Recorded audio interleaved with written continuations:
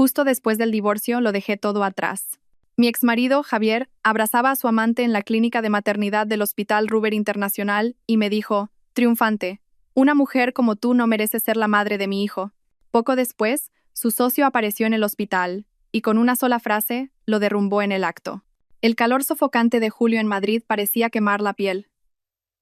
Apreté el papel en mi mano, sin darme cuenta de que sus bordes afilados se clavaban en mi palma. Un ligero olor a sangre se mezclaba con el aire denso y pesado de la ciudad. Frente a mí se alzaba la imponente puerta del Juzgado de Familia de Madrid, una puerta ahora cerrada para siempre, como mis 3 años de matrimonio. En el momento en que bajé el primer escalón, el móvil en mi bolsillo vibró como un loco. Era Javier. Quise estrellarlo contra el suelo, pero una fuerza invisible me hizo pulsar el botón de aceptar la llamada. Quizás en el fondo todavía esperaba algo, una disculpa, una pizca de arrepentimiento, aunque supiera que era imposible. Al otro lado, en lugar de un silencio arrepentido, resonó su voz arrogante y altanera, mezclada con el ruido de un hospital. Ah, Sofía, te llamo para darte una buena noticia. Mi corazón dio un vuelco. Me llamó Sofía, sin el cariño de antes, y se refirió a sí mismo con una distancia gélida. Esa extraña formalidad me dolió más que 1000 insultos. Guardé silencio. Tenía un nudo en la garganta y no podía decir nada. A Javier no parecían importarle mis sentimientos. Continuó con voz excitada. Lucía está a punto de dar a luz. Es un niño. No te imaginas lo contenta que está mi madre. Toda la familia está aquí, en el Ruber Internacional. El ambiente es increíble. Cada una de sus palabras era una daga en mi corazón. Un niño. El heredero que su madre y su familia habían anhelado día y noche. La razón por la que yo había soportado años de desprecio y acusaciones. Ahora, ese niño había llegado, pero no de mi vientre, el de su esposa legal. Respiré hondo, tratando de que mi voz no temblara. Pues, felicidades. Por supuesto, dijo Javier con sorna. Ah, y te llamaba por otra cosa. Lo he pensado y, como tienes experiencia cuidando la casa, te daré una oportunidad. Ven aquí y ayuda un poco a Lucía, y luego podrías ser la niñera de mi hijo. Es un puesto que te queda grande, pero haré una excepción contigo. Me quedé en blanco. Todo mi cuerpo se paralizó, y un zumbido llenó mis oídos. No podía creer lo que acababa de oír. ¿Cómo podía el hombre al que había amado, mi marido, pronunciar palabras tan humillantes? No solo me había sido infiel, sino que estaba pisoteando mi amor, intentando convertirme en la sirvienta de su amante y su hijo. Su crueldad sobrepasaba cualquier límite humano. La sangre me hirvió. El dolor se transformó en una ira gélida. Solté una carcajada, una risa amarga y llena de desprecio. Gracias, pero no lo necesito, espeté, y colgué. No quería oír ni una palabra más. La última pizca de esperanza que me quedaba se había hecho añicos con sus palabras. Saqué la tarjeta SIM del móvil y la tiré a la papelera más cercana. Todo había terminado de verdad. Pero esa llamada no fue el final.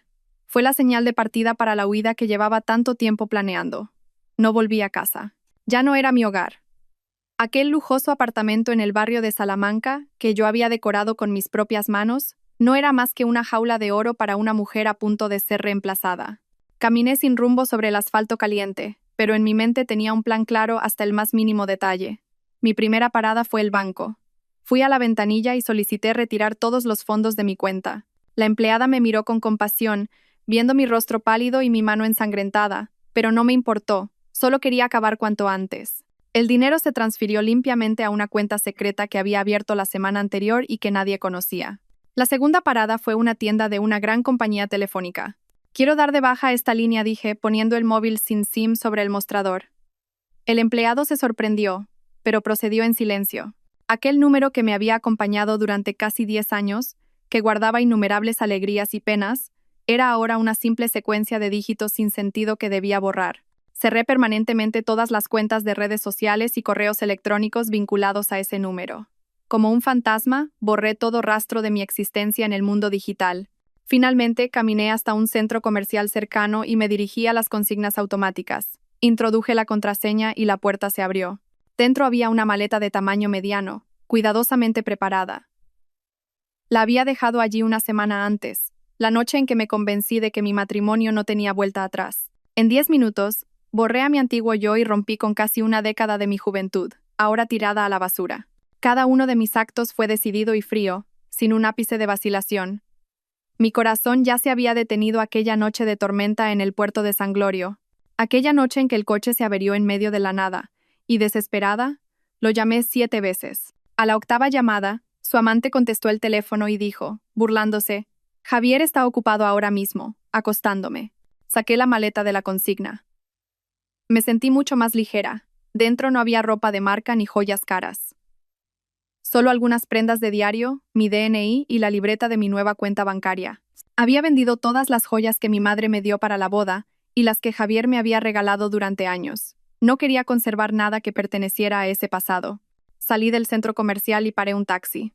El conductor me miró por el retrovisor y preguntó con curiosidad, «Señorita, ¿a dónde vamos?» Respiré hondo el aire caliente de la ciudad por última vez. Sentí una extraña alienación entre la gente ocupada que pasaba por la ventanilla. «Al aeropuerto de Madrid-Barajas, por favor». El taxi aceleró, dejando atrás la ciudad que había sido testigo de todo mi amor y mi dolor. No miré atrás. Finalmente, las lágrimas brotaron. Pero no eran lágrimas de debilidad. Eran lágrimas para un nuevo comienzo. Santander, oh ya voy.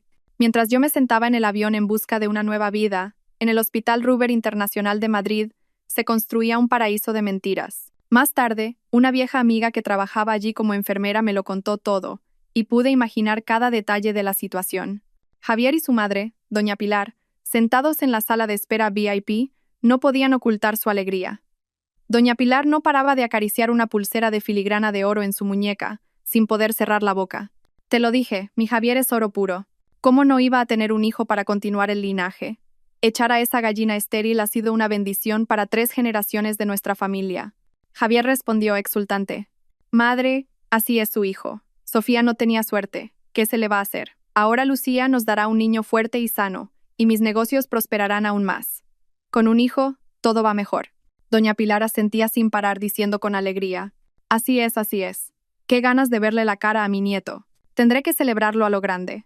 Le he preparado un lingote de oro de 1 kilo a mi precioso heredero. La hija del señor García, el vecino, solo tuvo 2 niñas y avergonzó a su suegra. Nuestra familia tiene que mantener el honor. Conversaban animadamente, pintando un futuro color de rosa.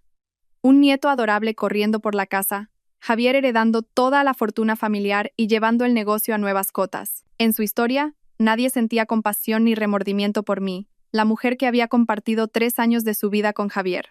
Yo era simplemente la gallina estéril que merecía ser abandonada. En ese momento, comenzaron las contracciones de Lucía. Javier corrió a llamar a un médico, mientras doña Pilar juntaba las manos y rezaba en susurros. Todo el pasillo del hospital parecía lleno de su ansiedad y expectación. Javier paseaba de un lado a otro frente al paritorio, fingiendo ser un marido y padre ejemplar. Incluso llamó a sus amigos para presumir. «Oye, que pronto seré padre de un niño. Esta noche hay que celebrarlo». Doña Pilar también sacó su móvil y llamó a todos sus parientes para anunciar el feliz acontecimiento. Su voz estaba llena de orgullo. «Cuñada, pronto nacerá el heredero de nuestra familia. No sabes lo increíble que es mi Javier». En ese instante, su mundo giraba en torno a la palabra hijo. Era su honor, su futuro, todo lo que deseaban.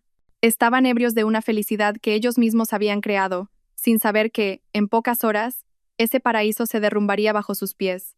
Cuanto más alto se sube, más dolorosa es la caída. Y estaba segura de que esta caída les dejaría una herida que no olvidarían en la vida. Tras unas horas de espera ansiosa y excitada, la puerta del paritorio finalmente se abrió. El fuerte llanto de un bebé resonó con claridad. Javier y doña Pilar corrieron, aclamando. Una enfermera salió con un bebé envuelto en una manta azul, sonriendo. «Enhorabuena. Es un príncipe sano de 2 kilos». Doña Pilar soltó un grito de alegría, juntando las manos y dando gracias al cielo. «Dios mío, mi precioso heredero». Se asomó para ver al bebé, diciendo sin parar que era idéntico a Javier. «Esa nariz aguileña y esa boca firme. Es clavado a mi Javier». Javier tampoco pudo ocultar su alegría y sacó un sobre grueso con dinero para dárselo a la enfermera. «Muchas gracias. Han trabajado mucho. Un pequeño detalle de nuestra familia». Se sentía en la cima del mundo. Todo era perfecto. Tenía un hijo, había cumplido el mayor deseo de su madre, y ahora solo le esperaba un futuro brillante. Pero justo en ese momento, salió la jefa de enfermeras, una mujer de aspecto experimentado y severo. Miró alternativamente a Javier y a doña Pilar, luego al bebé, y dijo con una mirada dubitativa: «Felicidades. Pero hay un pequeño problema que debemos comunicarles de inmediato». Doña Pilar, eufórica, le hizo un gesto con la mano. «Cualquier problema, lo hablamos después.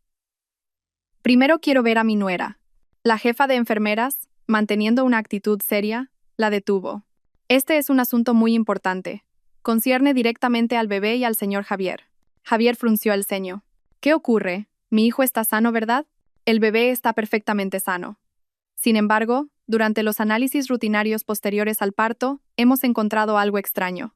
La enfermera hizo una pausa, miró a Javier directamente a los ojos y dijo, articulando cada palabra: el grupo sanguíneo del bebé es AB. Javier estaba perplejo. ¿Y qué pasa si es AB? Yo de eso no entiendo mucho. Doña Pilar también mostró su disgusto. ¿Y eso qué más da? Con que sea un niño, el grupo sanguíneo es lo de menos. La jefa de enfermeras negó con la cabeza. Su voz seguía siendo tranquila pero firme. Señor, según el historial médico que presentó la madre, la señora Lucía, su grupo sanguíneo es O. Genéticamente, es imposible que un padre del grupo O y una madre de cualquier otro grupo tengan un hijo con sangre del tipo AB. El ruidoso pasillo se sumió en un silencio sepulcral. Las sonrisas de Javier y doña Pilar se congelaron en sus rostros. Javier tartamudeó. ¿Qué tonterías está diciendo? Eso es imposible. Tiene que haber un error.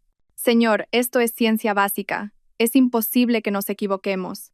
Para asegurarnos, hemos repetido el análisis 2 veces.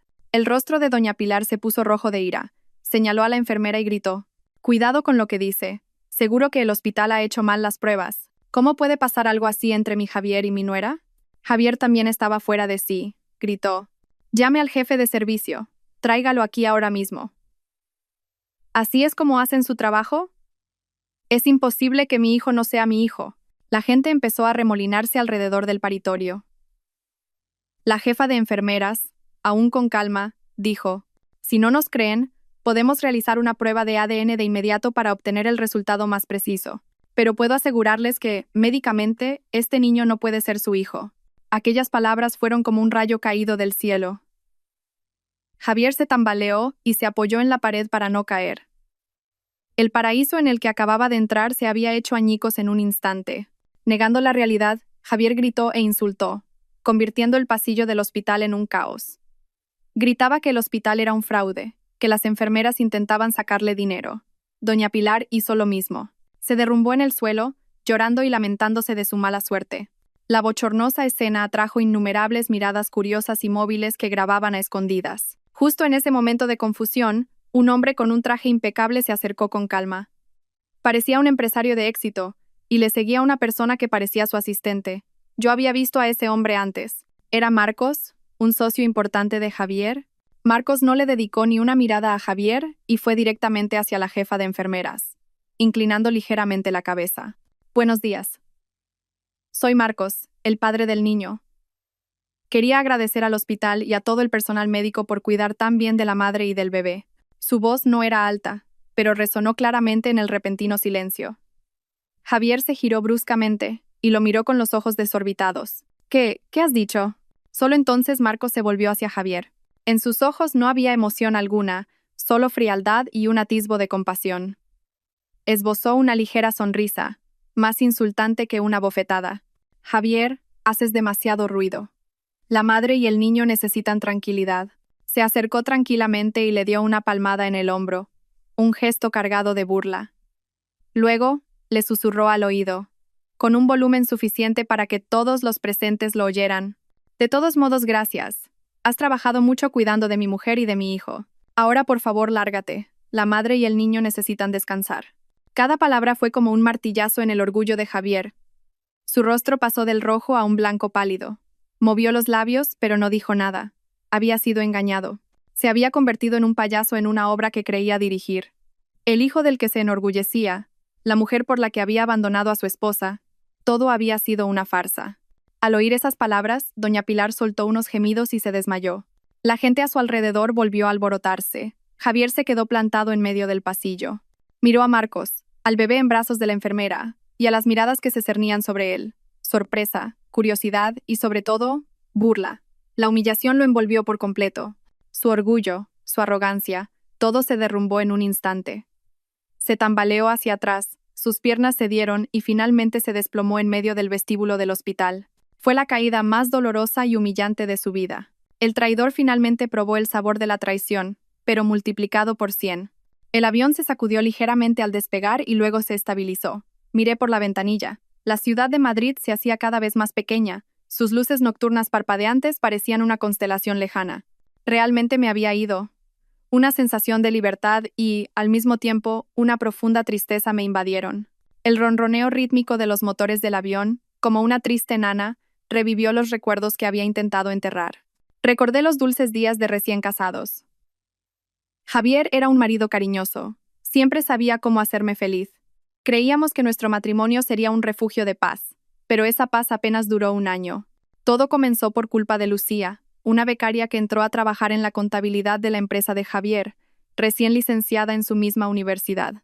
Recuerdo la primera vez que la vi. De apariencia clara e inocente me llamaba Sofía. Qué maja eres cada vez que me veía. No sospeché nada. Luego, Javier empezó a llegar tarde a casa con la excusa de cenas de trabajo. Decía que tenía mucho trabajo y que necesitaba ampliar su red de contactos. Le creí, hasta que una noche llegó oliendo a alcohol y a un perfume desconocido impregnado en su camisa. No era mi fragancia sutil, sino el perfume dulce y provocador de otra mujer. La intuición de una esposa me inquietó. Esa noche, cuando dormía profundamente, hice algo que nunca antes había imaginado. Revisé su móvil, y mi mundo se derrumbó. Innumerables mensajes cariñosos. Se llamaban cariño. Habían disfrutado de fines de semana en hoteles de lujo mientras a mí me mentía diciendo que estaba de viaje de negocios. Lo desperté y le puse el móvil delante de los ojos. Al principio Javier lo negó, diciendo que era una broma de sus compañeros, pero ante la evidencia irrefutable, se arrodilló, se abrazó a mis piernas y lloró. Sofía, lo siento, fue solo una aventura de una noche. Me dejé seducir, no sé cómo pasó. Por favor, perdóname solo esta vez. No volverá a ocurrir. La única a la que quiero eres tú. Sus lágrimas y promesas ablandaron mi corazón en aquel momento. Todavía lo amaba demasiado. Pensé que cualquiera podía cometer un error y que, si se arrepentía, todo estaría bien. Elegí perdonar, creyendo que estaba salvando mi matrimonio. Javier despidió a Lucía y pareció arrepentirse de verdad. Fue incluso mejor conmigo que antes. Ingenuamente, creí que la tormenta había pasado.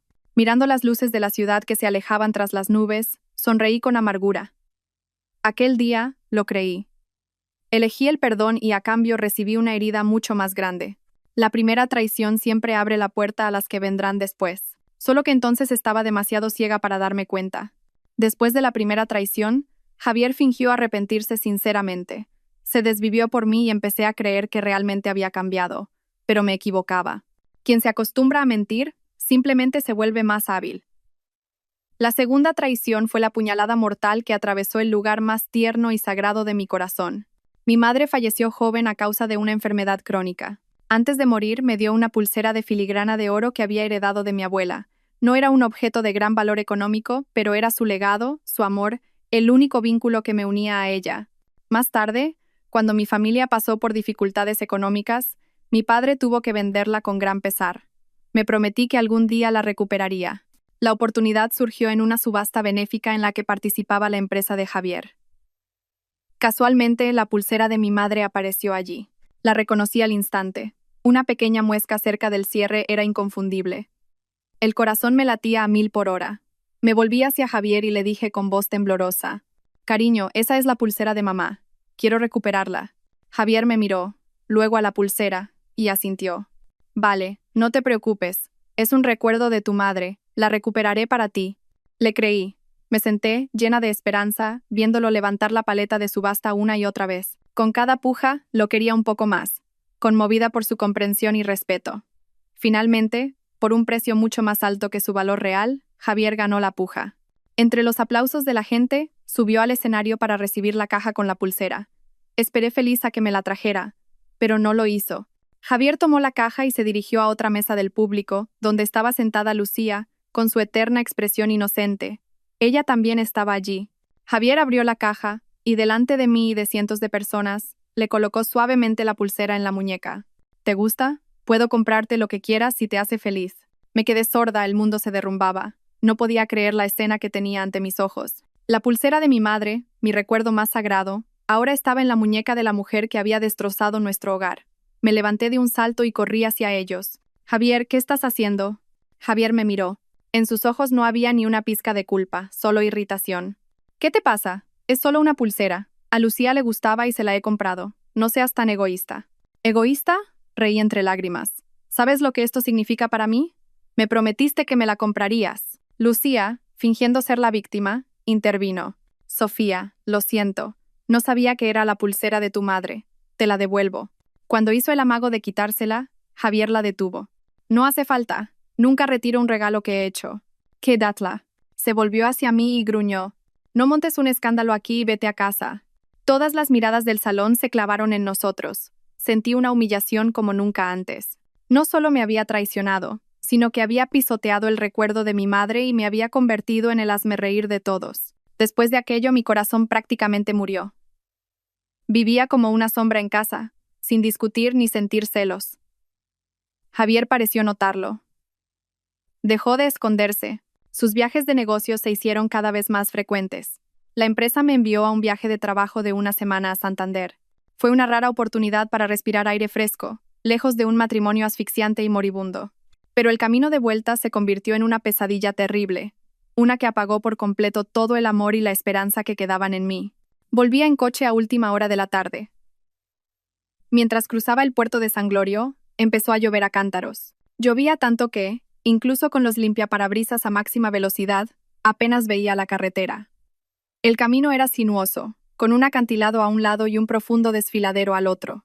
El silbido del viento que se colaba por la ventanilla era escalofriante. Al tomar una curva cerrada, un fuerte estallido sacudió el volante. El coche se tambaleó y casi choca contra el guardarraíl. Pisé el freno bruscamente, aterrorizada. El corazón se me salía del pecho. Había reventado un neumático. Me quedé sentada en el coche. A mi alrededor solo había cortinas de lluvia y una oscuridad cada vez más densa. La señal del móvil iba y venía. Con manos temblorosas llamé a Javier. En medio de mi pánico, era la única persona en la que podía pensar. La primera llamada sonó varias veces, pero nadie contestó. Empecé a asustarme de verdad. La noche caía y la lluvia no cesaba. Varios camiones pasaron a toda velocidad, salpicando barro. No me atreví a salir del coche. Me acurruqué en el asiento del conductor y seguí llamando a Javier. La tercera, la cuarta y la quinta llamada tampoco obtuvieron respuesta. El miedo se fue convirtiendo en desesperación. Sabía dónde estaba y qué estaba haciendo. Seguramente con Lucía. Pero aún así no perdí la esperanza. Esperaba que viera mis llamadas perdidas y me devolviera la llamada. La batería del móvil estaba por debajo del 10%. Hice la sexta y la séptima llamada. Al otro lado, solo un silencio cruel. Las lágrimas empezaron a correr. Me sentía sola e indefensa. ¿Por qué tenía que estar yo en esta situación? ¿Por qué el hombre que tanto había amado podía abandonarme así cuando más lo necesitaba? Mirando la pantalla agonizante del móvil, hice una última llamada, la octava, con la débil esperanza de que quizás se hubiera dejado el móvil en algún sitio. Esta vez alguien contestó al primer tono. ¿Diga? Una voz de mujer somnolienta y molesta al otro lado. Era la voz de Lucía. El corazón se me paró. Lo esperaba, pero el dolor de la verdad fue peor de lo que imaginaba. Contuve los sollozos y dije con voz quebrada: «Ponme con Javier, por favor». Hubo un breve silencio, seguido de una risita burlona. Una risa llena de triunfo y provocación. ¿Qué pasa a estas horas de la noche? Javier está ocupado ahora mismo, acostándome. Si no es importante, habla con él mañana. Cada una de sus palabras fue como 1000 cuchillos en mi corazón. Ocupado acostándola. ¡Qué ironía! Su esposa estaba atrapada en una carretera peligrosa bajo la lluvia, y él estaba ocupado acostando a su amante. Justo entonces, oí la voz de Javier al fondo. Probablemente se dirigía a Lucía, con un tono molesto por haber sido despertado. ¿Quién es? Cuelga. Vamos a dormir. Cuelga. Esa palabra lo sentenció todo. Sabía que era yo quien llamaba, y aún así me ignoró. A sus ojos, mi seguridad valía menos que el sueño de su amante. El móvil se apagó. Se había quedado sin batería. Me quedé inmóvil en la oscuridad. El teléfono en mi mano se enfrió. Fuera, la tormenta seguía rugiendo, con truenos y relámpagos que partían el cielo. Pero nada de eso era tan aterrador como el frío que se apoderó de mi corazón. Las lágrimas cesaron. Ya no sentía miedo ni desesperación. En su lugar, un vacío desolador y una calma espeluznante. Mi amor, mi sacrificio, mi perdón. Todo había sido una broma. Intenté aferrarme a un matrimonio podrido. Perdoné a quien no se arrepentía. Y este era el precio que tenía que pagar: ser abandonada a mi suerte en una noche de tormenta. Solté una carcajada. Una risa demencial resonó en el pequeño coche.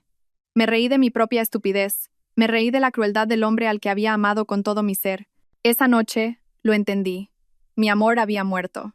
Murió en esa carretera del puerto de San Glorio, entre el rugido de la tormenta, y con la palabra cuelga del hombre al que llamaba mi marido. Si el amor había muerto, el odio ya no tenía sentido.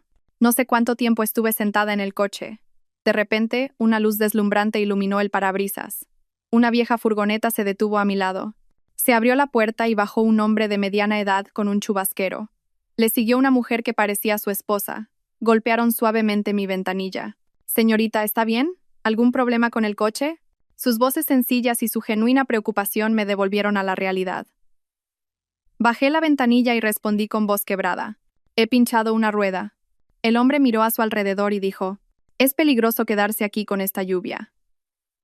Venga a nuestra casa, pase la noche y mañana por la mañana, cuando pare de llover, llamaremos a alguien para que le arregle el coche». Miré a la pareja. Eran completos desconocidos, pero querían ayudarme sin pedir nada a cambio. Su calidez contrastaba brutalmente con la frialdad de Javier. Asentí. Las lágrimas volvieron a brotar. Me llevaron a una pequeña casa en la ladera de la colina. Era humilde, pero muy acogedora. La mujer me preparó rápidamente un té de jengibre caliente, y el hombre me trajo una toalla seca. No me hicieron muchas preguntas, solo me consolaron con amabilidad. «Tranquila, después de una noche todo estará mejor». Esa noche, acostada en la cama de invitados, escuché el sonido rítmico de la lluvia sobre el tejado. Mi mente estaba extrañamente en paz. La amabilidad de dos extraños había derretido mi corazón helado y me había hecho darme cuenta de que todavía existían cosas buenas y gente buena en el mundo. Y en esa calma, tomé una decisión. No volvería a esa casa. Me divorciaría. Dejaría a ese hombre y esa vida llena de hipocresía y dolor, pero no me iría en silencio. Le haría pagar por lo que había hecho. No con una pelea escandalosa, sino con un plan. Un plan para que lo perdiera todo. A la mañana siguiente, la lluvia cesó. Un mecánico vino y cambió rápidamente el neumático por el de repuesto. Antes de irme, intenté darles dinero a la pareja, pero se negaron rotundamente. «La alegría está en ayudar a la gente, señorita». Les di las gracias con una profunda reverencia. Su amabilidad me dio aún más fuerza. Conduje, pero no hacia mi casa. Fui directamente a un banco para empezar la primera fase de mi plan. Mi amor había muerto en aquella carretera. Lo único que quedaba era un plan. Un plan para irme y no volver jamás. Después de volver de aquel viaje de negocios, yo no era la misma Sofía. No más lágrimas, no más dolor. Dentro de mí solo había un frío vacío y un único objetivo: marcharme. Pero no podía simplemente hacer las maletas e irme de forma humillante. Necesitaba una salida con una causa justificada. Y para ello, necesitaba encontrar su punto débil. Usé parte de mis ahorros para contratar a una agencia de detectives privados que un amigo me recomendó discretamente. Mi petición fue concisa. Sigan al amante de mi marido, una mujer llamada Lucía. Averigüen todas sus relaciones y actividades. El hombre, de mediana edad y aspecto profesional, asintió. No se preocupe. Los días siguientes, viví como una invisible. Seguía yendo a trabajar, volvía a casa, preparaba la cena y me encontraba con Javier, pero mi sonrisa era solo una máscara. Javier no pareció notar mi cambio. O quizás no le importaba. Seguía inmerso en sus viajes de negocios, sus llamadas secretas y la alegría de ser padre pronto. Exactamente una semana después, el detective me citó en una cafetería tranquila. Deslizó un sobremarrón hacia mí y dijo con su voz inexpresiva: «Toda la información que necesita está aquí. La señorita Lucía es toda una profesional jugando a dos bandas». El corazón me latía con fuerza. Abrí el sobre con manos temblorosas. Dentro había fotos nítidas de Lucía del brazo de Javier entrando en un restaurante. Fotos de Lucía de compras con Javier. Pero entre esas fotos había otras más impactantes. Lucía subiendo a un sedán de lujo. Entrando en un chalet en una urbanización nueva. Y el hombre a su lado no era Javier, sino su socio, Marcos, a quien yo había visto varias veces. El dossier también contenía copias de extractos bancarios. Cada mes, Marcos transfería una cantidad considerable de dinero a la cuenta de Lucía. Todo quedó claro. Javier no era el único hombre. Era solo uno de los peces que Lucía había pescado. Pero lo que más me horrorizó fue el informe médico que había al final. Era una ecografía fetal, con las semanas de gestación y la fecha prevista de parto claramente indicadas. Comparándolo con la fecha en que descubrí por primera vez la relación de Javier y Lucía, y cuando empezaron a verse públicamente, me di cuenta de una terrible verdad. Era muy probable que el niño en el vientre de Lucía no fuera de Javier. El preciado hijo, Esa era la verdad. Lucía estaba usando a ese niño para atar a Javier, sacarle dinero y entrar con arrogancia en mi casa. Y el pobre y estúpido Javier estaba exultante porque iba a tener un heredero. Era una obra de teatro perfecta. Cerré el dossier. Mis manos ya no temblaban. Me sentía extrañamente tranquila. No sentía celos ni dolor. Solo asco y una cierta satisfacción. Tenía lo que necesitaba. No era solo un punto débil. Era la carta de triunfo, el arma mortal que podría acabar con todo. Me reuní con Lucía un sábado por la tarde en una pequeña cafetería en un callejón tranquilo.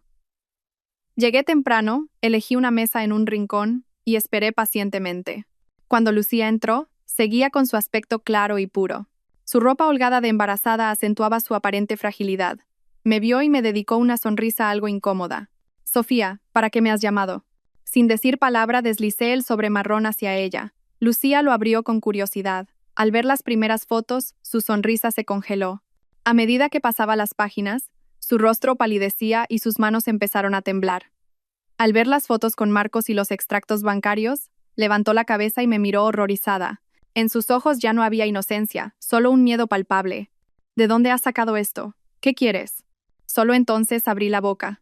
Mi voz, para mi propia sorpresa, sonaba tranquila. «No he venido por celos. Tampoco pienso darle esto a Javier ni a la esposa de Marcos. He venido a proponerte un trato». Lucía tragó saliva, sus ojos llenos de cautela. ¿Un trato? ¿Qué trato? «Quiero el divorcio», dije sin rodeos. Pero Javier no aceptará fácilmente, especialmente ahora que cree que va a tener un hijo. Por eso necesito tu ayuda. Deslicé otra bolsa de papel hacia ella. Dentro había un fajo de billetes bien ordenado. 30.000 euros, dije claramente. Ayúdame a que Javier firme los papeles del divorcio. Cuando esté hecho, este dinero es tuyo. Y te entregaré todas estas pruebas. Después, cada una por su lado. Tú consigues lo que quieres, el puesto de señora y mujer de Javier. Y yo consigo lo que quiero, la libertad. Lucía miró fijamente el dinero. Una codicia inocultable apareció en sus ojos, pero aún dudaba. «Pero, ¿cómo voy a conseguir que firme? No es tonto». «No es tonto, pero es arrogante», y vanidoso respondí. «Y esa es su mayor debilidad. Confía en ti, te quiere. Especialmente ahora. Si eres un poco lista, no será difícil». Me levanté y seguí mi bolso. «Te doy 2 días para pensarlo. Si aceptas, mándame un mensaje. Si no, no puedo garantizar a dónde irán a parar estas fotos». Salí sin mirar atrás. Sabía que aceptaría. Para gente como Lucía, el amor es una fantasía. El dinero y el estatus son la realidad. Usé su codicia como mi arma. Era un trato justo, sin emociones de por medio. Como esperaba, al día siguiente por la noche recibí un mensaje de Lucía. Solo 3 palabras. «De acuerdo». El plan avanzó más rápido de lo que pensaba. Javier, eufórico con la idea de tener un hijo pronto, decidió hacerse un gran regalo. Encargó un yate para llevar a su nueva familia de paseo los fines de semana. El contrato de compraventa se firmaría en un restaurante de lujo donde había organizado una fiesta de celebración con algunos amigos cercanos. Era la oportunidad perfecta para Lucía. Esa noche no pude dormir. Me senté en el salón aferrada al móvil. Mi mente estaba llena de ansiedad y nerviosismo. Un pequeño error podría arruinar todos mis esfuerzos. Hacia las 10 de la noche llegó un mensaje de Lucía. «Esta noche firma el contrato del yate. Colaré los papeles del divorcio entre las hojas». Respondí con un simple vale. Podía imaginar la escena. Javier sentado entre sus amigos, borracho de vino y presumiendo de su futuro hijo y su nuevo yate. Su ego estaría en su punto más alto. Lucía, con una expresión cariñosa, le pondría delante un grueso fajo de papeles. «Cariño, revisa el contrato otra vez y firma. Ya he comprobado bien las cláusulas». Ebrio de triunfo, y con una confianza ciega en su encantadora amante, Javier probablemente solo hojearía unas pocas páginas por encima. Estaría demasiado ocupado presumiendo ante sus amigos, imaginándose al timón de su yate con su bella mujer y su preciado hijo. ¿Cómo iba a darse cuenta de que, entre esas hojas, había una página del acuerdo de divorcio, redactado por mi abogado con las cláusulas más favorables para mí? Cogió el bolígrafo y firmó sin dudar en todas las páginas donde ponía comprador. Esperé hasta casi la medianoche. El corazón me latía con fuerza. Entonces, sonó el móvil. Era una foto de Lucía, la última página del acuerdo de divorcio, con la firma impecable de Javier. Y un mensaje a continuación. «Hecho. Mañana por la mañana voy a por el dinero». Solté un suspiro de alivio. Sentí como si una pesada piedra que oprimía mi pecho durante años se desvaneciera. No me sentía feliz ni triunfante. solo un ligero vacío en mi interior. Qué irónico que un matrimonio que empezó con amor terminara con una firma inconsciente en medio de una mentira. A la mañana siguiente cumplí mi palabra. Le di el dinero a Lucía y recibí el original del acuerdo de divorcio. Ella cogió el dinero y se fue rápidamente, sin decir una palabra, como si temiera que cambiara de opinión. Miré el documento en mi mano, la firma familiar de la persona que una vez fue mi todo. Mis manos no temblaban. Con calma, lo doblé y lo guardé en mi bolso, y fui directamente al juzgado. Cuando le entregué los documentos al funcionario, me miró con lástima. ¿Estás segura de que lo ha pensado bien? Sonreí por primera vez después de días y días de oscuridad y asentí. Sí, nunca he estado más segura. La suerte estaba echada, todo estaba decidido. El avión me llevó a Santander mientras la ciudad aún dormía bajo la niebla del amanecer. Al salir del aeropuerto, el aire fresco y limpio llenó mis pulmones, trayendo consigo el aroma a pinos y flores. Era completamente diferente al aire viciado y sofocante de la ciudad que acababa de dejar. Respiré hondo. Sentí como si todas mis preocupaciones se desvanecieran. No quería alojarme en un hotel ni en un ruidoso resort. Quería encontrar un lugar verdaderamente tranquilo para empezar de nuevo. Después de buscar durante todo un día, encontré una pequeña y bonita casa de una sola planta junto al mar, en la zona de El Sardinero. La casa era vieja, con la pintura desconchada en algunos sitios, pero tenía un amplio jardín delantero cubierto de maleza y una valla de rosales silvestres que llevaban mucho tiempo sin cuidar. Me enamoré de la casa a primera vista. No era perfecta como yo, pero tenía una vida latente. Con dedicación se volvería hermosa. Alquilé la casa por un año. Los días siguientes, me dediqué a limpiar y arreglarla. Rasqué la pintura vieja y pinté toda la casa de un blanco puro. Recorrí tiendas de segunda mano y elegí una a una las mesas, sillas y estanterías que me gustaban. Todos los muebles eran sencillos y funcionales en lugar del lujo del antiguo apartamento. Dediqué la mayor parte de mi tiempo al jardín. Arranqué las malas hierbas, aré la tierra y planté lavanda, margaritas y algunas hierbas aromáticas. El trabajo físico me agotaba, me llenaba de tierra, pero mi mente estaba extrañamente feliz y en paz. Con cada gota de sudor, parecía que los malos recuerdos se iban lavando. Por las tardes, después de una ducha, me preparaba un té caliente y me sentaba en el porche a contemplar el mar en calma. No más discusiones, no más esperas desesperadas. Solo yo, mi pequeña casa y una paz absoluta. A veces, los vecinos pasaban, me sonreían y me saludaban amablemente. La calidez y sencillez de la gente de aquí me reconfortaba el corazón. Una tarde, mientras plantaba el último rosal, me senté en el suelo y contemplé mi trabajo. El terreno baldío se había convertido en un jardín limpio y lleno de vida. La pequeña y bonita casa blanca destacaba entre la vegetación. Sonreí. Sí, mi nueva vida empieza hoy, sin Javier, sin mentiras ni traiciones. Solo Sofía y un futuro que construiré con mis propias manos. El tiempo en Santander transcurría en paz. Después de un mes de reformas, mi pequeña cafetería finalmente abrió sus puertas. La llamé el Rincón de Sofía. Quería una vida tranquila y autónoma. La cafetería no era grande, unas pocas mesas de madera rústica, una pequeña barra y algunas macetas de margaritas en el alféizar, pero contenía toda mi pasión. Mi vida había entrado en una nueva órbita. Sencilla pero significativa. Me levantaba temprano, paseaba por la orilla del mar y luego abría la cafetería. Tostaba y molía el café yo misma, y su aroma llenaba el espacio. Mis clientes eran principalmente vecinos y algunos turistas que buscaban un ambiente tranquilo. Venían, pedían un café, leían un libro y contemplaban el mar en silencio. Fue aquí donde conocí a Mateo. Era arquitecto y vivía con su hija de 5 años, Ana, en una casa frente a mi cafetería.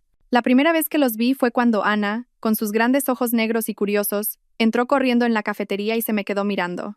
«Señora, ¿vende leche caliente? Papá dice que no puedo tomar café». La voz clara de la niña me hizo reír. Me agaché a su altura y sonreí. «Claro, tengo una leche caliente deliciosa. ¿Me cuentas un cuento mientras te la tomas?» Ana asintió. «Sí, le contaré el de la Bella Durmiente». Justo entonces, Mateo entró apresuradamente. Tenía una expresión de disculpa en su rostro. «Lo siento mucho, es que es muy inquieta. Ana, ven aquí». Sonreí y le hice un gesto con la mano. «No se preocupe, es un encanto». Desde ese día, se convirtieron en clientes habituales. Cada mañana, antes de llevar a Ana a la guardería, Mateo pasaba por aquí para que la niña se tomara un vaso de leche caliente. Era un hombre callado y tranquilo, pero su mirada siempre era cálida, especialmente cuando miraba a su hija. Su esposa había fallecido en un accidente de tráfico 2 años antes, y criaba a su hija solo. No hablábamos mucho, solo saludos cordiales y sonrisas. Pero cada mañana, su presencia se convirtió en una parte familiar de mi rutina, una luz que iluminaba mi día. Algunos días, Ana me traía un dibujo torcido para enseñármelo. Señora Sofía, esta es usted. Tiene el pelo largo como la princesa Rapunzel. Miré el dibujo de una figura con el pelo larguísimo y sonreí ampliamente. Hacía mucho tiempo que no reía de una forma tan natural y feliz. Mateo, de pie a su lado, me sonreía. Su mirada era muy tierna. Una tarde, mientras me preparaba para cerrar, Mateo entró. Dudó un momento y luego dijo: «Este fin de semana voy a llevar a Ana al jardín botánico. Si le apetece, ¿le gustaría venir con nosotros? A la niña le cae usted muy bien». Me detuve un momento y, sin darme cuenta, asentí. Sí, me encantan las flores. Después de que se fuera, me quedé allí de pie. Una extraña y cálida sensación floreció en mi corazón. ¿Sería posible que, después de la tormenta, el cielo me estuviera mostrando un nuevo rayo de sol? Empecé a creer que la felicidad podía venir de cosas tan sencillas. Mientras yo encontraba la paz en un pequeño rincón de Santander, en Madrid, Javier se ahogaba en el infierno que él mismo había creado. La caída en el hospital lo había transformado de un hombre arrogante y seguro de sí mismo en un perdedor miserable. Volvió a casa y destrozó todo lo que encontró a su paso. El sonido de cristales rotos y muebles estrellándose contra el suelo era ensordecedor. Doña Pilar, siempre impecable, ya no podía mantener su elegancia habitual. Se derrumbó en el sofá, llorando y recriminando a su hijo. «Estúpido, te lo advertí sobre esa tal Lucía. Ahora mira qué bien. Sin dinero, sin honor». «¿Con qué cara vamos a mirar a nuestros parientes?». Javier, borracho de alcohol y rabia, gritó: «Cálate, madre. Tú no sabes nada. Todo es culpa de esa Sofía. Ella me tendió una trampa. Me las pagará». Empezó a echarme toda la culpa. En su mente febril, era yo quien había planeado todo para humillarlo. No se daba cuenta de que su propia traición y estupidez eran la causa de todo. La humillación se convirtió en un odio retorcido. Empezó a buscarme como un loco. Fue al antiguo apartamento, esperando que yo volviera, pero solo encontró una fina capa de polvo en una casa vacía. No me había llevado nada. Llamó cientos de veces a mi antiguo número, pero solo recibía la fría respuesta automática: «El número que ha marcado no existe». Contrató a un detective y le ordenó encontrarme a toda costa. Incluso fue a la casa de mis padres en el pueblo, pero los vecinos le dijeron que la habían vendido y se habían mudado hacía mucho tiempo, y nadie sabía su paradero. Todos mis rastros parecían haberse evaporado de la faz de la tierra. La impotencia enloquecía aún más a Javier. Se refugió en el alcohol y descuidó sus negocios. Doña Pilar, viendo a su hijo destruirse día a día, sentía una mezcla de ira y dolor. Su odio hacia mí también crecía. A sus ojos, yo era la raíz de todos los males. «Hay que encontrarla», dijo Javier un día a su madre, borracho y rechinando los dientes. «La encontraré y la haré arrodillarse ante mí y ante ti para pedir perdón. No puedo permitir que pisotee el honor de nuestra familia y viva tranquilamente». El amor había desaparecido, y el arrepentimiento no existía. En la mente de Javier solo quedaba la venganza. Quería encontrarme no para recuperarme, sino para destruir mi vida y arrastrarme con él al fango en el que se ahogaba. Y yo, ajena a todo, no sabía que el fantasma de mi pasado me buscaba a gritos. La búsqueda de Javier continuó durante meses sin ningún resultado. Gastó una considerable suma de dinero y movilizó todos sus contactos, pero era como si yo hubiera desaparecido sin dejar rastro. El detective que contrató negó con la cabeza y dijo: «Señor Javier, lo hemos comprobado todo. No hay ningún registro de transacciones con el antiguo DNI de la señora Sofía. Sus cuentas bancarias están cerradas, su número de teléfono dado de baja. Es como si nunca hubiera existido. Una desaparición muy bien preparada». Javier, furioso, tiró el dossier sobre el escritorio. «Inútiles. No podéis encontrar a una sola mujer». Empezó a buscarla él mismo. Recorrió los lugares que solíamos frecuentar: la vieja cafetería, la librería habitual, el parque donde tuvimos nuestra primera cita, pero en todas partes solo quedaban recuerdos vacíos. Preguntó a nuestros amigos en común, pero nadie sabía de mi paradero. Mi plan incluía cortar el contacto con todas las personas relacionadas con él. La impotencia lo volvía cada vez más irritable y desesperado. A menudo se sentaba solo en el frío apartamento, mirando los objetos familiares y sintiendo un terrible vacío. Por primera vez en su vida, se dio cuenta de que mi ausencia dejaba un hueco mucho más grande de lo que pensaba. Pero no era el hueco del amor, sino el de una costumbre perdida, de una posesión. Doña Pilar, viendo a su hijo cada vez más demacrado, se impacientaba. «¿Y si se ha ido a la casa de sus abuelos en el pueblo? ¿En algún rincón de Galicia? ¿Has enviado a alguien allí? Ya he ido, espetó Javier. No estaba. He enviado gente a todas partes y no hay ni una sola pista. La desesperación de estar en un callejón sin salida lo consumía día a día. Se obsesionó con encontrarme. Ya no era simple ira, se había convertido en una compulsión. No podía aceptar que la mujer a la que siempre había ignorado, la que creía que nunca lo abandonaría, pudiera desaparecer de una forma tan perfecta. Se sentía como si su propia presa lo hubiera cazado. Una noche, completamente borracho, Javier volvió al apartamento. Se tambaleó hasta el dormitorio que yo usaba. Todo estaba como lo había dejado, el tocador, el armario, pero cubierto por una fina capa de polvo. Se derrumbó en el suelo. La impotencia y la soledad lo abrumaron. Agachó la cabeza. Por primera vez en años, lloró. Pero no eran lágrimas de arrepentimiento, eran las lágrimas de rabia de un perdedor. La desesperación lo arrinconó en un rincón oscuro del apartamento, y fue en esa oscuridad donde un recuerdo emergió con más claridad que nunca. Como si recordara algo, se levantó y se tambaleó hacia la estantería del despacho. Entre los rígidos libros de gestión, había un par de álbumes de fotos viejos. Los hojeó con manos temblorosas y se detuvo en una foto. En ella, yo sonreía radiante, sosteniendo una elaborada pieza de cerámica. Era un jarrón único de cerámica de Talavera de la Reina, con un motivo de ciervos y aves, creado por un famoso artesano. Lo había encargado especialmente para mí en nuestro primer aniversario de bodas, un regalo que tardó casi medio año en llegar. Recordaba cuánto apreciaba yo ese jarrón. Lo había colocado en el lugar más visible del salón. Lo limpiaba con esmero todos los días. No era un simple regalo, era un símbolo de nuestro amor en aquellos tiempos, cuando todavía era puro e inmaculado. Un pensamiento cruzó la mente de Javier. Ropa, joyas, dinero. Yo podía abandonar todo eso. Pero, ¿podría abandonar ese jarrón? ¿Una obra de arte única en el mundo, llena de recuerdos? Estaba convencido de que no. No era una cuenta bancaria o un número de teléfono que se pudiera borrar. Era un objeto físico. Era el único vínculo tangible que quedaba entre ellos. Como un náufrago que se aferra a una tabla, Javier corrió al ordenador y tecleó con manos temblorosas. No buscó al azar. Entró en comunidades online de coleccionistas de cerámica española, se unió a grupos de redes sociales de amantes de la cerámica de Talavera. Publicó mensajes fingiendo ser alguien que buscaba una pieza similar, preguntando si alguien había visto un jarrón de Talavera con motivo de ciervos y aves. Pasaron los días sin respuesta, y su esperanza se desvaneció de nuevo. Quizás se equivocaba.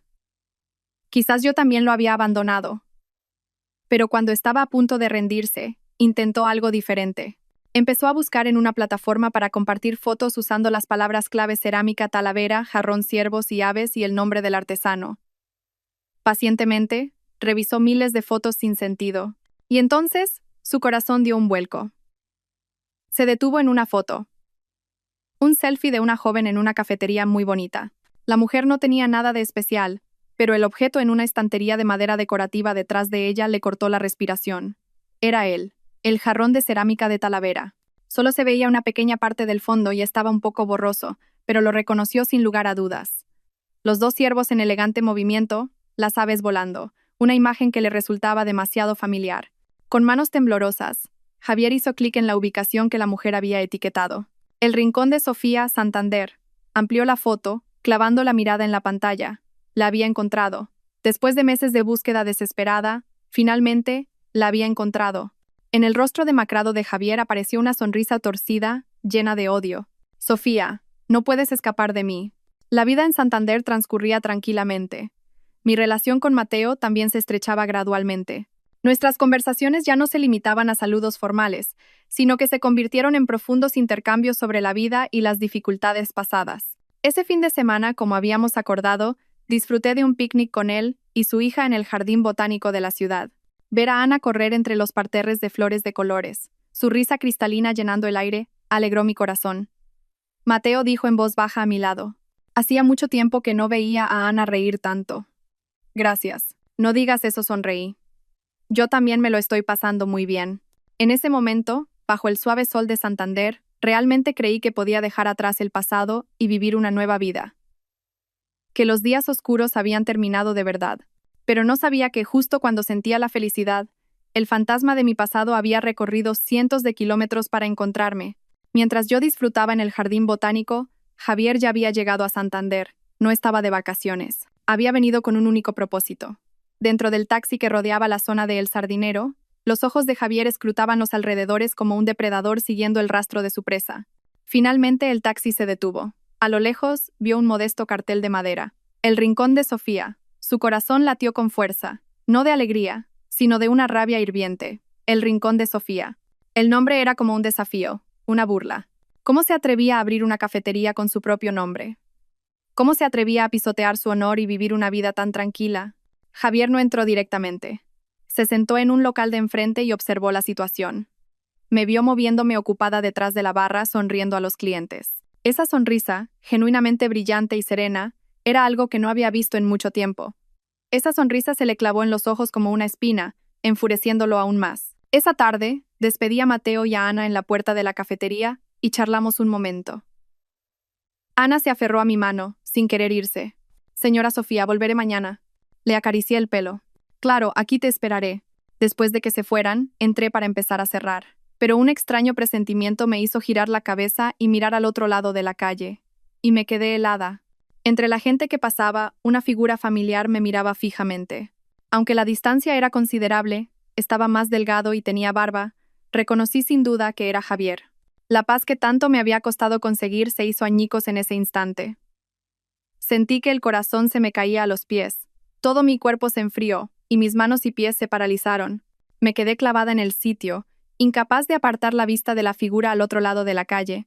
Javier tampoco se movió, simplemente me observaba como una bestia acechando a su presa, con los ojos brillantes. Unos segundos después, empezó a moverse. Cruzó la calle, ignorando los coches que pasaban. Un agudo chirrido de frenos resonó con rabia. Caminó directo hacia mí. Cada uno de sus pasos estaba cargado de odio e ira. Retrocedí un paso e intenté cerrar la puerta de la cafetería, pero fue demasiado tarde. Entró como una tormenta, empujando la puerta bruscamente e irrumpiendo en el interior. Vaya, vaya. Así que te atreviste a huir hasta aquí, gruñó. Su grito resonó en la pequeña cafetería.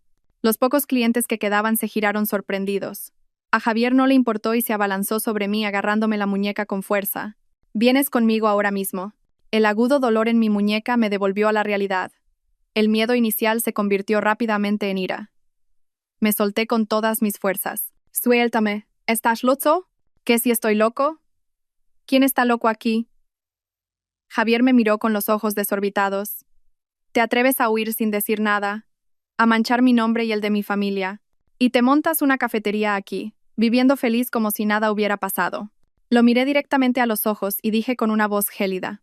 Estamos divorciados, Javier. Tú y yo ya no somos nada. Esta es mi cafetería, así que por favor vete. No molestes a los clientes. Mi calma pareció enfurecerlo aún más.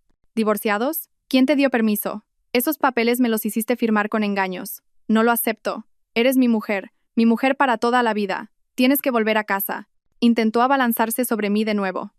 Retrocedí y cogí rápidamente un jarrón de flores de la mesa, en una postura defensiva. Si das un paso más, llamo a la policía. ¿La policía? Javier se rió como un loco.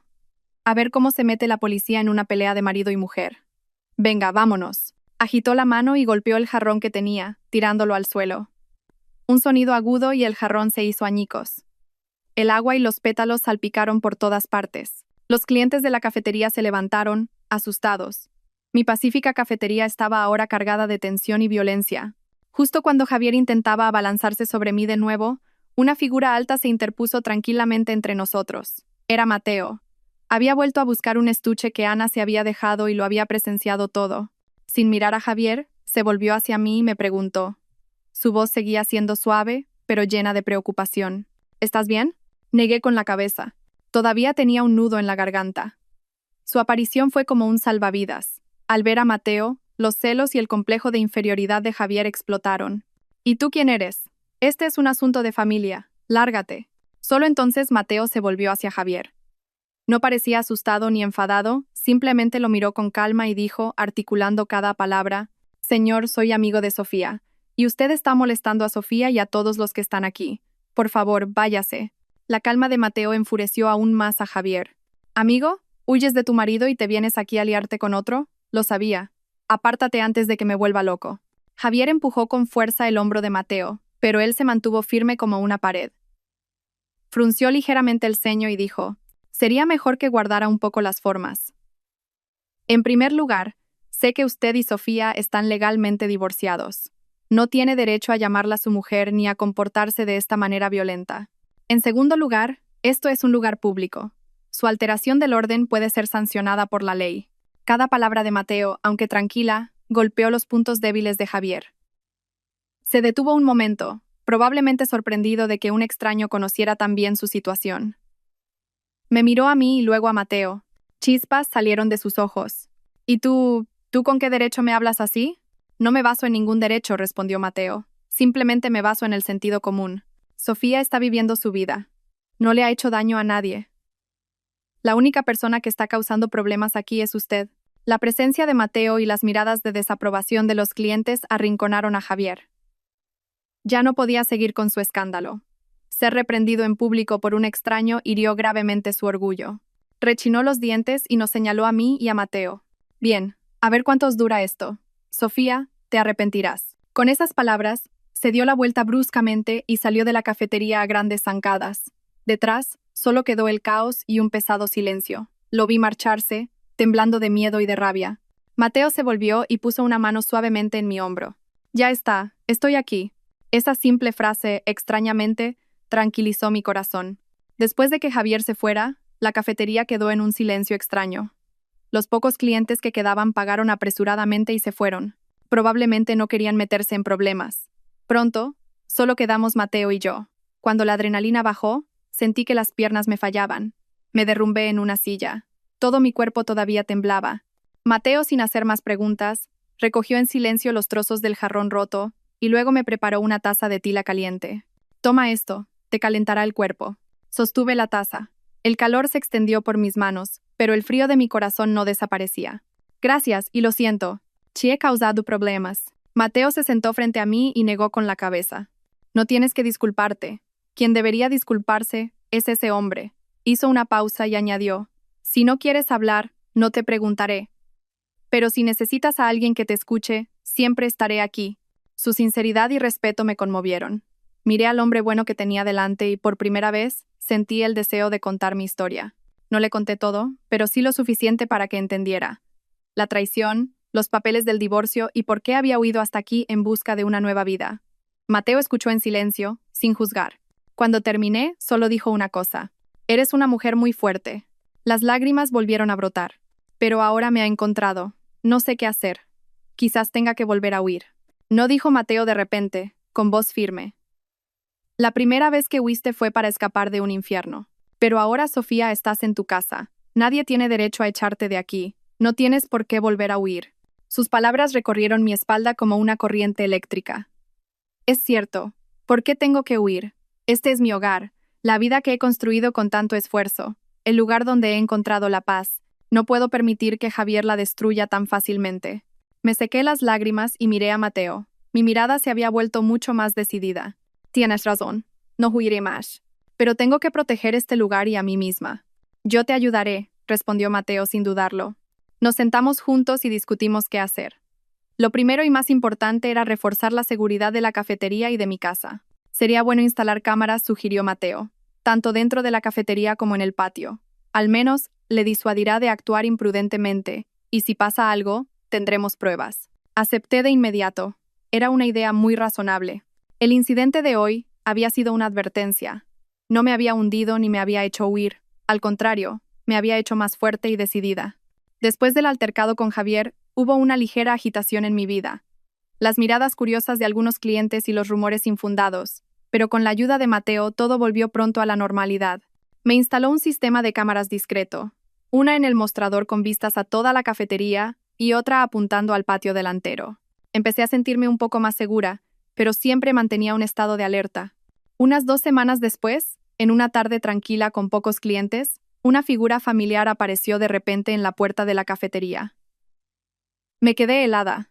Era doña Pilar, mi ex-suegra, pero hoy parecía completamente diferente. Su habitual aire de elegancia y arrogancia había desaparecido. Vestía ropa más sencilla, su rostro estaba demacrado y, en lugar de su mirada afilada, había una cierta tristeza. Entró dudando y me miró con ojos inquisitivos. Hija, he venido a verte. Me quedé detrás del mostrador, con los brazos cruzados, sin decir una palabra, fríamente.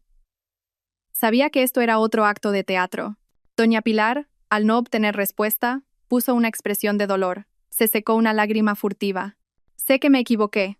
Lo siento. Desde que te fuiste, Javier no es el mismo. Bebe todos los días. Y verlo así me destroza por dentro. Todo es culpa mía. Lo eduqué mal. Su actuación era tan convincente que si no fuera por el daño que ella y su hijo me habían causado, casi la habría creído. Seguí en silencio. Al ver que el sentimentalismo no funcionaba, cambió de táctica. Puso una cesta cuidadosamente envuelta sobre la mesa. Sé que no quieres verme. Solo he venido a ver cómo estabas. Me alegro de que hayas abierto una cafetería tan bonita. He traído un poco de tila que he preparado yo misma. Bébetela, tranquilízate y olvida todo lo malo del pasado. Empujó la cesta hacia mí. Dentro había una gran botella de cristal con un líquido de un verde claro. Su sonrisa parecía muy bondadosa, pero sabía que detrás de ella se escondía un plan malvado. Eché un vistazo a la esquina del techo, donde la pequeña cámara grababa todo en silencio. Decidí seguirle el juego. Suspiré fingiendo cansancio. Ya es agua pasada. Tampoco quiero removerlo. Gracias por su preocupación, señora. La llamé señora a propósito. El rostro de doña Pilar se tensó por un momento, pero rápidamente volvió a su expresión lastimera. Todavía estás enfadada conmigo. Pero, por favor, acepta mi gesto. Me sentaré un momento y me iré enseguida. Se sentó en una silla cercana. Sus ojos seguían recorriendo la cafetería y, de vez en cuando, me miraba de reojo, como esperando que bebiera la infusión. Cogí la botella, sentí el frío del cristal. Le dediqué a doña Pilar una sonrisa sociable. La tila tiene muy buena pinta. Le serviré una taza a usted también. Doña Pilar agitó la mano apresuradamente, con la sonrisa algo forzada. No, no, la he preparado para ti. Bébetela tú. Por favor, tómate una taza por mí. La he hecho yo misma. Es limpia y buena para la salud. Repitió que la había hecho ella misma, como si temiera que no la creyera. Su insistencia confirmó mis sospechas. Cogí una taza e hice el amago de servir.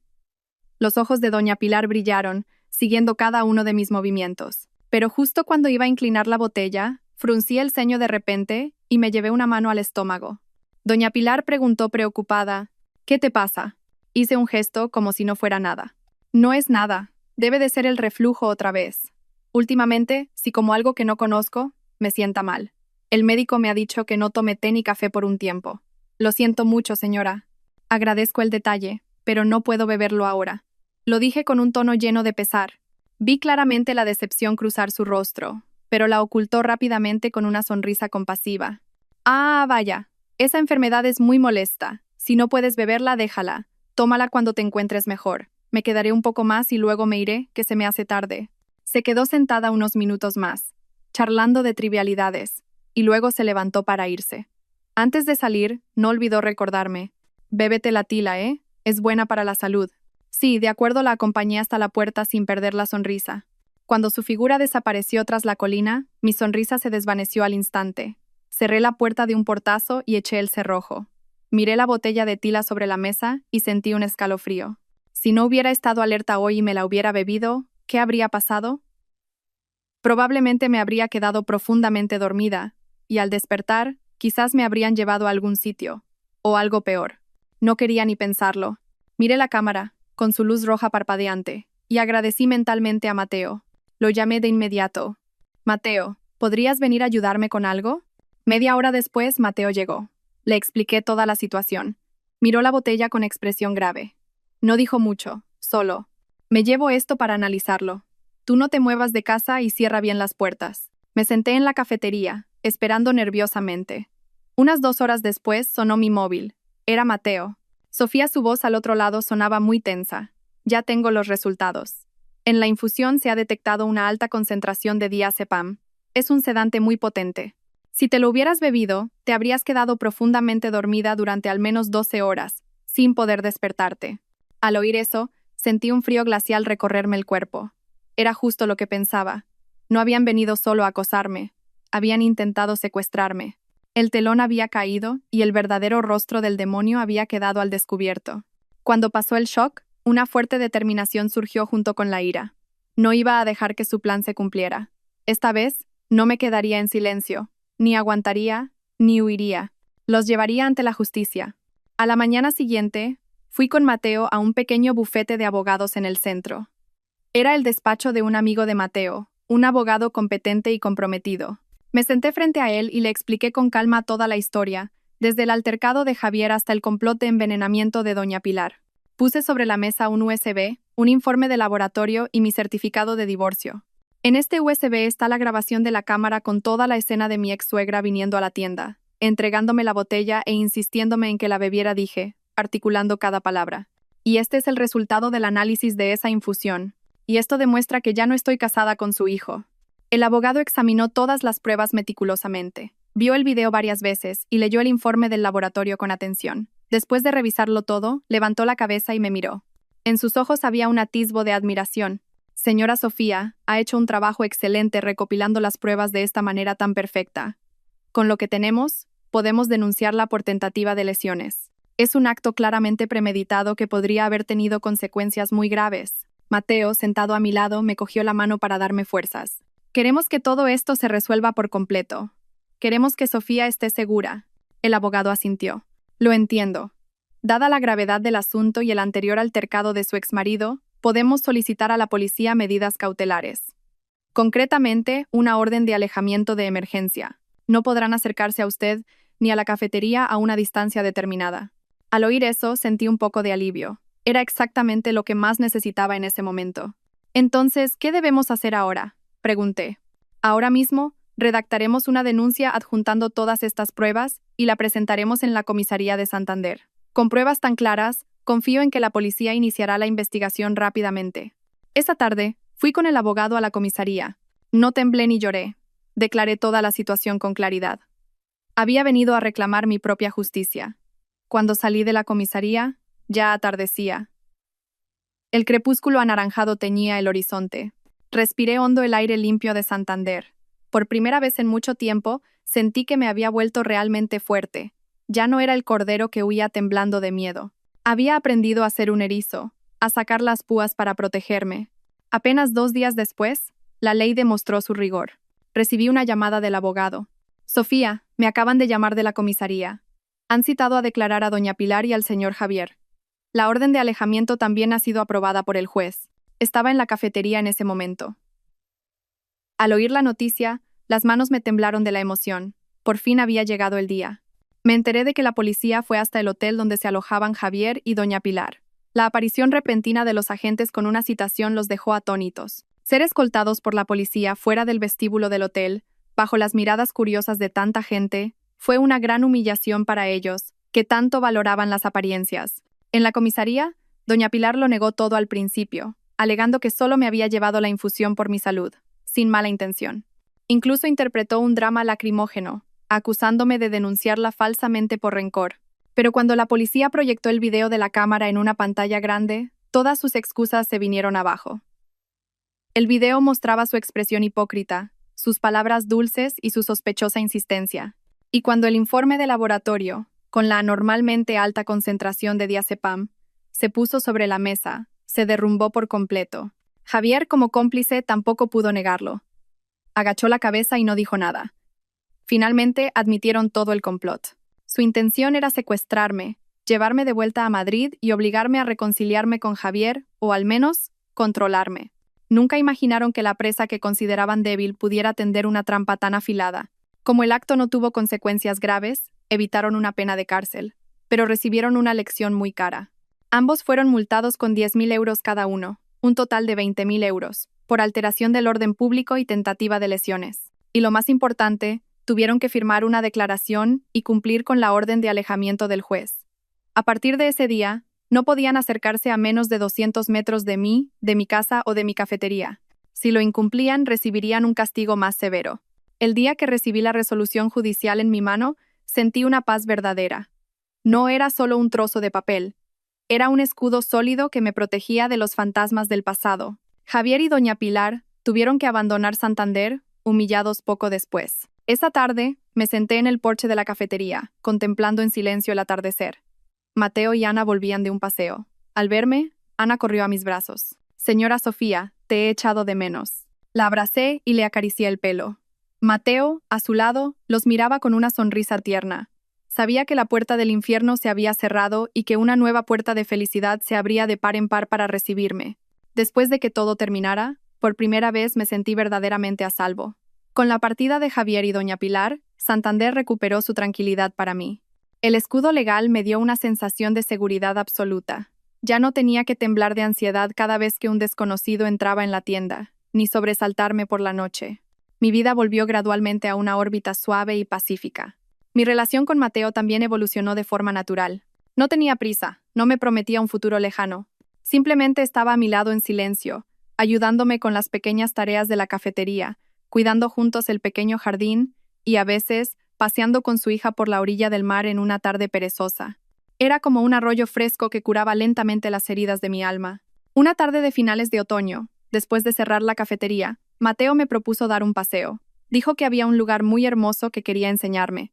Caminamos por un sendero junto a la costa. El sol se ponía lentamente tras los pinares, tiñendo todo el mar de un color dorado. El paisaje era tan hermoso como una pintura. Nos detuvimos en un claro junto al mar, bajo un viejo jacarandá lleno de flores moradas. Mateo me miró. Su mirada era más suave y sincera que nunca.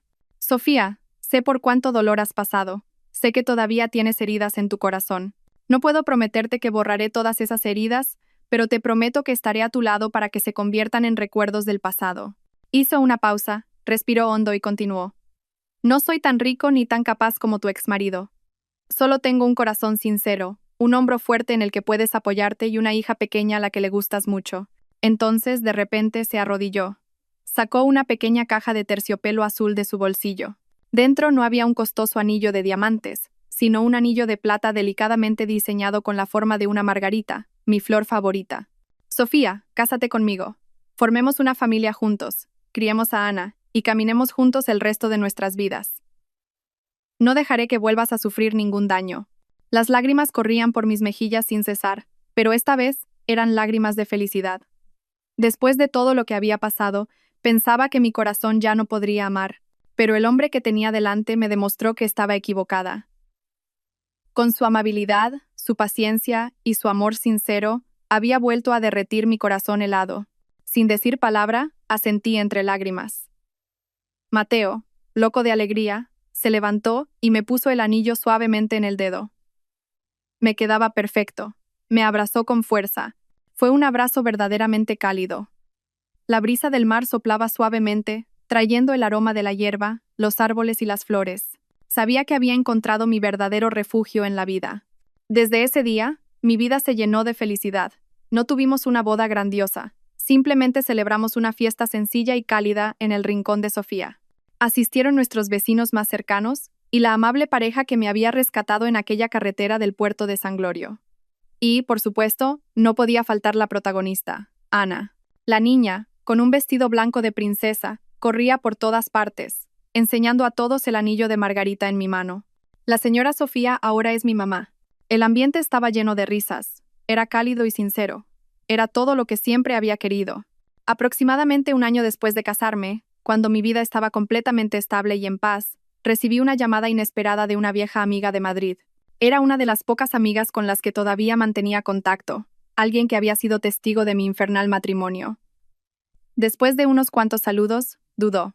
Sofía, tengo algo que contarte, pero no sé si debería. Es sobre tu ex. Me quedé en silencio un momento y luego respondí con calma. No te preocupes, dímelo. Al otro lado, la voz de mi amiga sonaba algo apenada. La empresa de Javier ha quebrado. Después del escándalo en Santander, su reputación se fue por los suelos. Sus clientes más importantes cancelaron los contratos, y además, como no paraba de beber y no trabajaba, era cuestión de tiempo. Al oírlo no sentí nada en mi corazón. Era la consecuencia lógica de sus actos. Mi amiga continuó. ¿Y doña Pilar? Después de pagar la multa y la humillación en el barrio, le da vergüenza mirar a la gente a la cara. Para pagar las deudas de su hijo, vendió el chalet grande, y ahora los dos viven en un pequeño apartamento en las afueras. Está completamente destrozada, parece 10 años más vieja. El karma realmente no perdona a nadie. Su arrogancia, su desprecio por los demás y sus malvados planes se habían vuelto finalmente contra ellos. ¿Y Lucía? Pregunté casi sin darme cuenta. Ah, esa, se burló mi amiga. En cuanto Javier se arruinó, el tal Marcos cortó la relación de inmediato. Por lo visto, la mujer de ese se enteró y montó un escándalo. Ahora está criando al niño sola y lo pasa fatal. Trabaja en una tienda de ropa para poder llegar a fin de mes. Me quedé en blanco por un momento. Una obra de teatro llena de mentiras y cálculos. Al final, todos los actores tuvieron un final miserable. No me sentí ni satisfecha ni feliz. Solo sentí lástima por mi yo del pasado, que se había visto envuelta en ese torbellino. Colgué el teléfono y salí al porche. Mateo estaba regando el campo de lavanda con Ana. La risa de padre e hija resonaba. Los miré y sentí una paz extraña. El pasado realmente había quedado atrás. Una semana después de hablar con mi amiga, recibí un paquete desconocido. No tenía remitente, solo la dirección de un bufete de abogados de Madrid. Lo abrí por curiosidad. Dentro había una carta escrita a mano en un papel viejo y arrugado. Reconocí al instante la letra de Javier, no por expectación, sino por una vaga inquietud. ¿Qué querría ahora? Respiré hondo y empecé a leer. Sofía, cuando leas esto, probablemente estarás viviendo muy feliz. Yo estoy en el fondo de mi vida. No te escribo para pedirte perdón. Sé que no me lo merezco. Tampoco para suplicarte que empecemos de nuevo. Sé que es imposible. Te escribo porque, por primera vez en mi vida, quiero disculparme sinceramente. Su letra era temblorosa, y, en algunos sitios, estaba borrosa, como si unas lágrimas la hubieran manchado. Lo he perdido todo, Sofía. El negocio, el dinero, el honor. Antes pensaba que eso era lo más importante. Pero sentado solo en este pequeño apartamento de alquiler, me he dado cuenta de que lo más valioso que perdí fuiste tú. Perdí a la mejor esposa del mundo, la persona que me amó y se sacrificó por mí incondicionalmente. Siempre di por sentada tu presencia. Pensaba que, hiciera lo que hiciera, siempre estarías ahí esperándome. Fui demasiado arrogante, demasiado estúpido. Escuché a mi madre, me centré en las apariencias, y no me di cuenta de que estaba destruyendo mi propia felicidad con mis propias manos. Durante todo este tiempo, he vivido con culpa y arrepentimiento. Cada noche, recuerdo tu llanto, recuerdo cómo te dejé sola en aquella carretera. Me atormenta, no espero que vuelvas. Solo quiero que sepas que me arrepiento de verdad. Esta disculpa puede que llegue demasiado tarde, pero aún así, quiero decírtelo. Por todo lo siento. Espero que seas feliz, Javier. Terminé de leer la carta y la doblé en silencio. Sin lágrimas, sin ira, sin satisfacción. Mi corazón estaba extrañamente en paz. Quizás cuando una persona experimenta el final del dolor, el odio también desaparece. Salí al patio, donde Mateo le estaba enseñando a Ana a dibujar. Me acerqué a la vieja barbacoa que usábamos para quemar las hojas secas del jardín. Tiré la carta al fuego. Las llamas se avivaron y devoraron el papel en un instante. Mateo se acercó y me cogió la mano suavemente. ¿Pasa algo? Negué con la cabeza y le sonreí. No es nada. Solo estaba quemando el último rescoldo del pasado. Había perdonado a Javier, no porque él mereciera el perdón, sino porque yo merecía la paz. Este perdón no era para darle a él una oportunidad, sino para darme a mí misma una liberación completa. A partir de este momento, el pasado realmente ya no me debía nada. Las mariposas bailaban sobre los arbustos de margaritas. El aire fresco traía el olor a tierra, a pinos y al café recién hecho que acababa de preparar. Estaba sentada en un columpio de madera con un libro en la mano, pero no podía apartar la vista de la escena que tenía delante. Mateo llevaba a Ana a caballito, jugando al pilla-pilla en el pequeño jardín.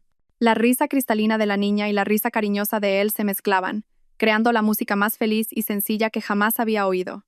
Ana, al ver que la miraba, bajó de la espalda de su padre y corrió a mis brazos. «Mamá Sofía, papá Mateo es demasiado rápido. No puedo pillarlo». La abracé y le besé el pelo suave. «¿Qué te parece si luego mamá y tú nos salíamos para pillar a papá Mateo?» «Sí», gritó la niña, loca de alegría.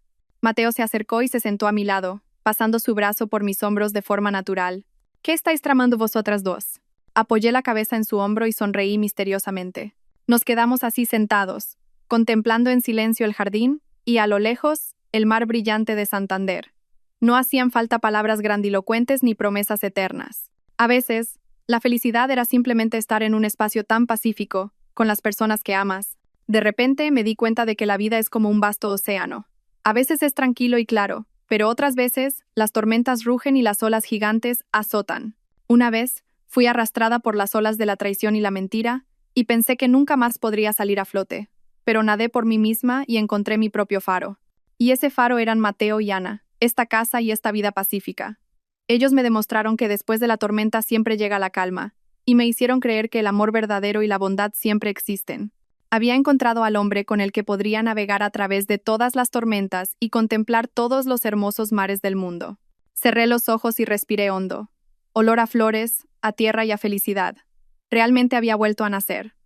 Más fuerte y más serena que nunca. El nuevo capítulo de mi vida, un capítulo lleno de sol y risas, acababa de empezar de verdad.